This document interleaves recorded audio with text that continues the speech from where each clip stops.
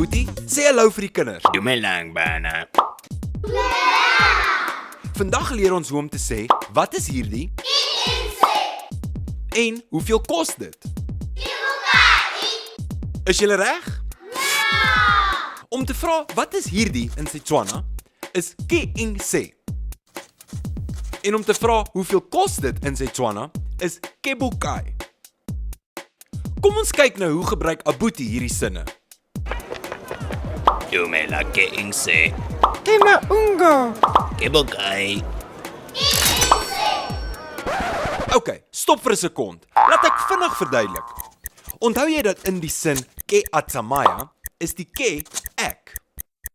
Maar in die vraagsin ke ing se, sê ons eintlik dit is wat hierdie. En wanneer ons vra ke bokai, sê ons eintlik dit is hoeveel. So hier beteken die ke dit is. Dumela ke ingse. Merogo. Ke bokai.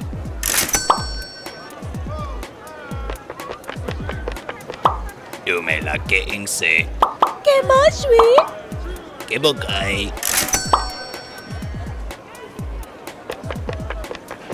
Dumela ke ingse. Ke maroto. Ke bokai. En nou weet jy hoe om te vra wat is hierdie en hoeveel kos dit in Setswana. Dit sal as eintlik. Totsiens Abuti.